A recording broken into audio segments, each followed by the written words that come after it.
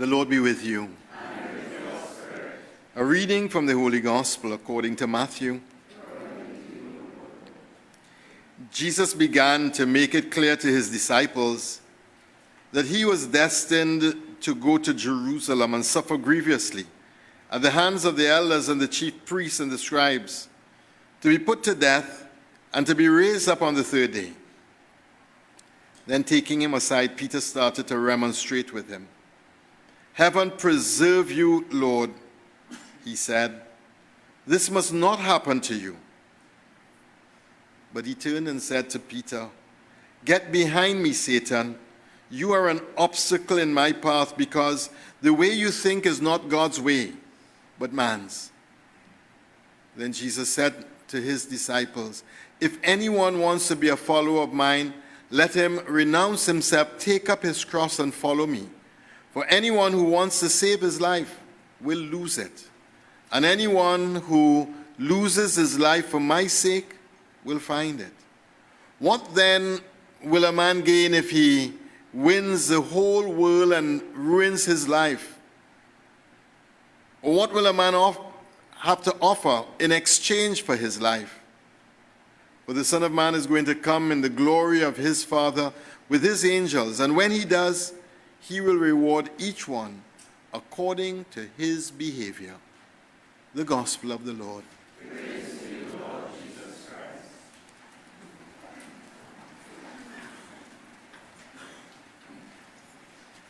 Well, I want to tell you, buckle up, okay?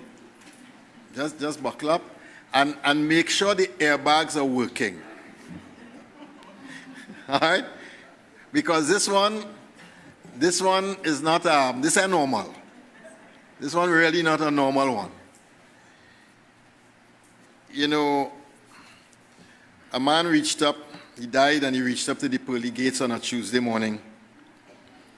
And he negotiated with Peter, and Peter said, "Well, you know, we can't decide where to send you." So he said, "Well, why don't you let me try out both places and let me decide?" He said, "All right." So he spent a little day in heaven, and he was, you know, he was all right. Heaven was a little overrated, he thought. No big sort of excitement and thing. So the afternoon, Peter sent him down to hell.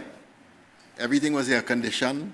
They had a major carnival going on from some little country in the world, and all kinds of excitement was taking place all over the place, and money and all kinds of lovely things going on. So by the night time, he came back up to Peter, and he said, "You know something, I'll go to hell." He said, "Sure?" He said, "Yes." So when he reached back down on Wednesday morning to hell, fire. Everything different. Everybody sad, long faces. Everybody in a state of exhaustion. Whips beating people. Everything different. So he went to Satan. He said, "You know, you deceived me. I mean, how I came here yesterday and it was really like the best party I ever had in my life. And how is like this today?" He said, "Well, that was, yesterday I was campaigning. You elected me now." So this is what reality is like from here on in.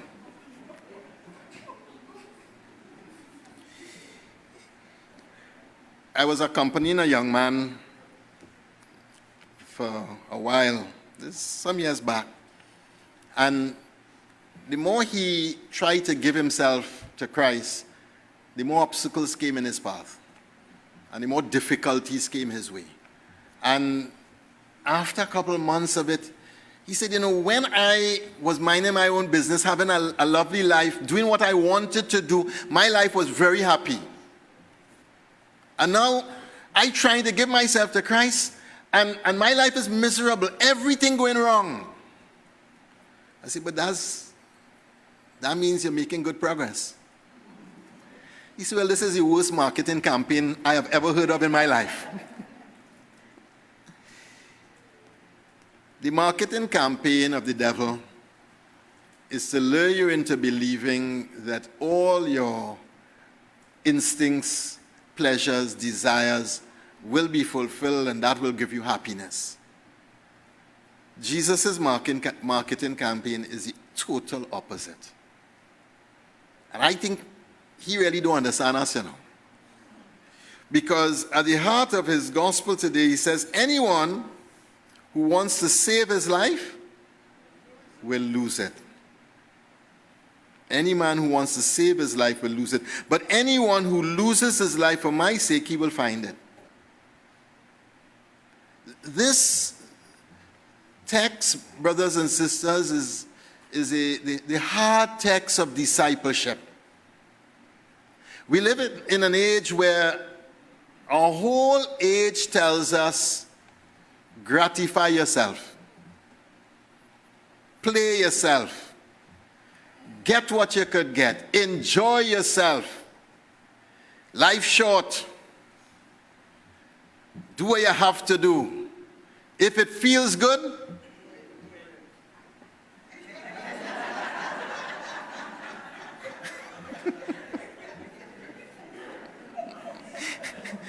you see how good the marketing campaign is?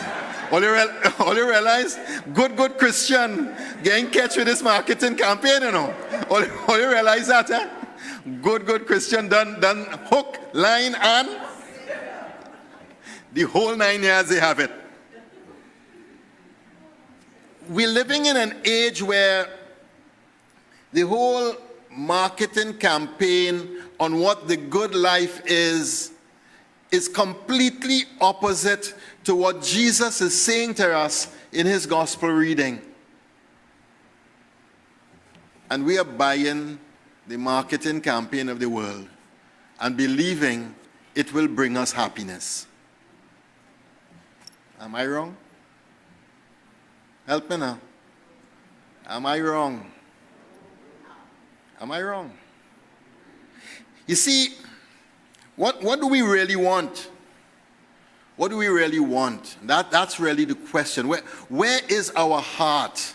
What's the real desire of our heart? When you are alone and your mind drifts into the daydream, and you're dreaming about whatever you're dreaming about in your mind, what is that dream? Is it about God and his kingdom? About denying yourself? About living a life that is noble and good and true? Or is it about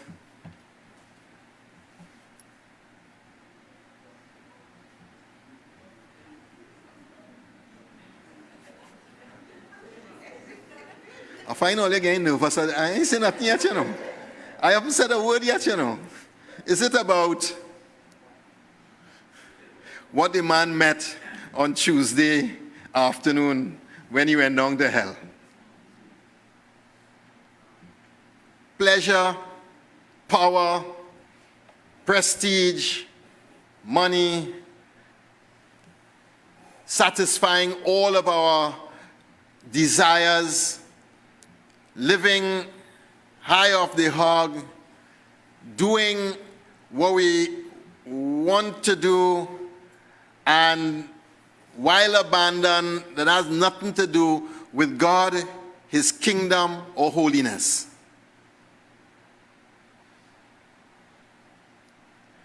You hearing me? Are you hearing me? What is the true state of our heart? That's the question that this gospel is asking us. What is the true state of our heart? Jesus starts by making it clear to his disciples that he is destined to go to Jerusalem to suffer grievously at the hands of the elders and the chief priests and the scribes, to be put to death. He'll be raised on the third day. And Peter just came to this realization that Jesus was the Messiah, the awaited one of God. That Israel was waiting on the Messiah for hundreds of years, and Peter comes to this revelation that the Messiah is amongst us, and that his master is this Messiah. And that would have filled the group with an elation, because they know what the rest of Israel has not yet seen.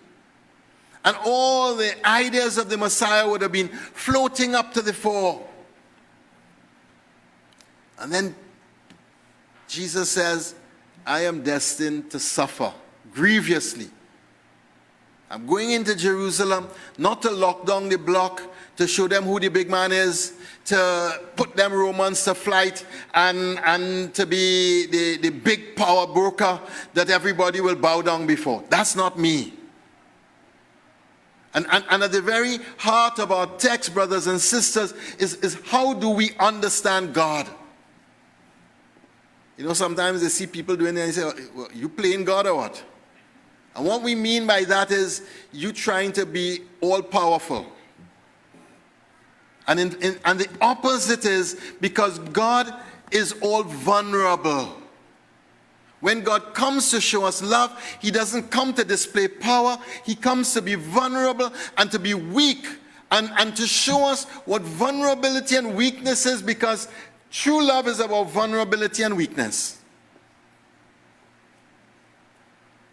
If there's real love, there is vulnerability. There's weakness.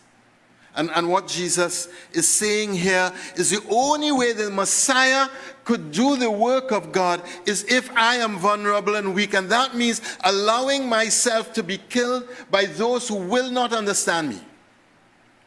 To suffer grievously. It's the only way. There's one theologian who says that in a world gone wrong, there is no communion without sacrifice. None. If your family has communion, it's because there's somebody in that family who's made tremendous sacrifice for the sake of the communion in that family. Am I right? And if there's no communion, it's because nobody is willing to make sacrifice. And everybody's trying to please themselves and do what they want to do, and therefore there's no communion. There's no communion without sacrifice. And Jesus is showing that to us. We've been sold a marketing campaign that sacrifice is an old-time word, that you don't need to sacrifice nothing. We as modern people, and in this modern age where we have everything at our disposal, we don't even have to wait on nothing. You have microwave, you have this, you have that. You could do everything in an instant. And there is no communion without sacrifice.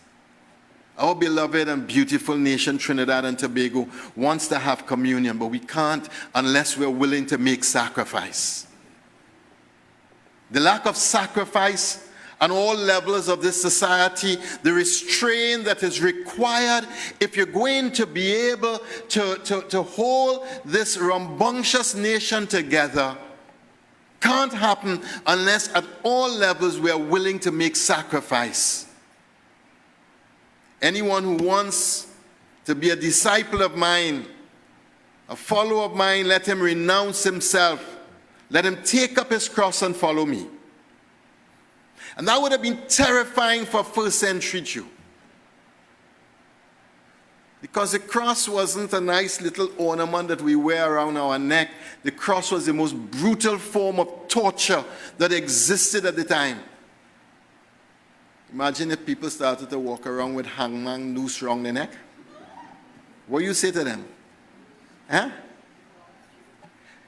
The cross is a sign, a reminder to us that the true love requires sacrifice. Wherever there is true love, there has been deep, persistent, consistent sacrifice over a long, long period of time. It requires sacrifice. Everyone wants the communion, but we have been sold a marketing strategy that says to us that this sacrifice thing, that is old-time foolishness. And it has sent us in absolutely the wrong direction. Absolutely the wrong direction. If you're married and you're unwilling to make sacrifice, well, you might land up on a Tuesday afternoon or Wednesday morning and say, wait, how this place reached so bad. It reached so bad because we want to grab life and think that by grabbing life and satisfying all of our desires that we will find happiness. And they find the opposite. There's never been a civilization that has had more people depressed than this current civilization in which we are living. When I was growing up, pharmacies were few and far between. Now you need one on every corner nearly. Because we are medicating ourselves beyond belief. And the reason why we're medicating ourselves beyond belief is because we're trying to find happiness in all the wrong places. You know that old time song?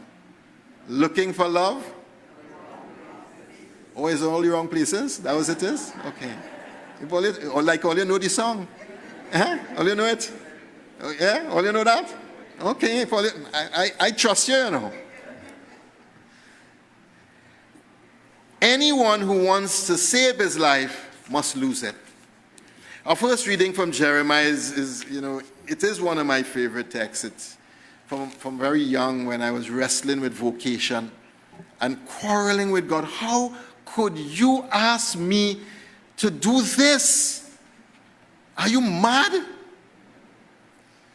Now, I want to give you the Trinidadian interpretation of Jeremiah, okay? You have seduced me, O Lord, and dotish and stupid and foolish as I am, I have allowed myself to be seduced by you. In the text of Jeremiah are two things. First, that he was seduced by God. That God drew him into a relationship that was such that the relationship was so beautiful and so strong that Jeremiah could not but see himself being faithful to God, although he did not like what God was asking of him. And it is the nature of the relationship that you need to hear. So Jeremiah is really beating up himself that he was dotish and foolish in allowing himself to be seduced by God, because now that he's been seduced by God, he finds himself in a place where everyone wants to kill him and there's terror on every side. He's suffering. But in the back of that suffering, there is a love that he cannot get over, a beauty that he cannot give up, a relationship that he cannot dispense of, because that has been more powerful than all the difficulty and the suffering that he's experiencing. And that is a real inner truth of the spiritual life. The reason why many Catholics choose to be cultural Catholics and dip their foot in the water of prayer, receive some resistance and receive some challenges and pull back out and stay on the sidelines, is because we don't have the courage that Jeremiah had. We don't have the integrity of soul that Jeremiah had. We don't have the depth that he had. Brothers and sisters, to be a Catholic, to be a Christian, to be a disciple of Jesus Christ requires courage. But it's not just for the Herculean effort. Because the courage is not to do the difficult task or the suffering that is required. That's not the courage. The courage is to be vulnerable, to be open, to be naked before God, and to get to know this God in a way where this God seduces you into a relationship, the likes of which you can't believe, and the demands of which you can't believe either. The spiritual life is not for the faint-hearted. But if you want real life, and if you've already tried the marketing campaign of the other guy, And you realize how empty, how hollow, how shallow, how desolate that way is, and that it leads to an inner emptiness, and a void that just simply is unsatisfying. If you come to that place where you recognize that pursuit of pleasure and money and power and all of this has led you to an inner desolation, and you're ready for the next stage, brothers and sisters, put on big people clothes and come back before your God and say to your God, I allowed myself to be seduced by the wrong one. I want to be seduced by you. I want to be seduced by you. I want you to take me where you want to take me. I want to go where you want to go. I ain't know about this suffering thing. I'm a Trinidadian and we don't do suffering very well at all. So I ain't know about that one. But if you take me where you want to take me and you take me to the relationship that you want me to have with you, we will deal with that suffering thing as it come. You will help me with that one because I ain't know about it. But I want you.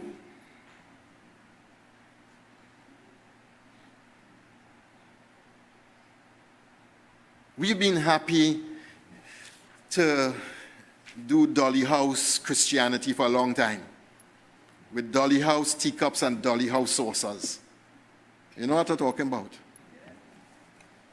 And a time has come, a time is here already, where God needs people who are willing to go into the next stage of their journey with Him and trust Him regardless of what the cost is. Don't put your eye on the cross that you will have to pick up. Put your eye on Jesus Christ. Allow Him to seduce you. Allow that relationship to take you into places where you didn't think was possible before. Turn up every day in prayer before Him and ask Him what He wants from you. And as you turn up and ask, He will take you to places. I'm not promising it will be easy in the beginning. But there comes a moment where it's no longer what we're doing, where He starts working in the soul and does things inside of us that we just can't believe could happen. There's another moment where we become docile and He becomes the main actor in the whole drama. And in that stage, the suffering is nothing in comparison to the sweetness of the knowledge, of the experience, of the being filled inside of yourself, filled to overflowing in a way that you just can't believe how big your God is.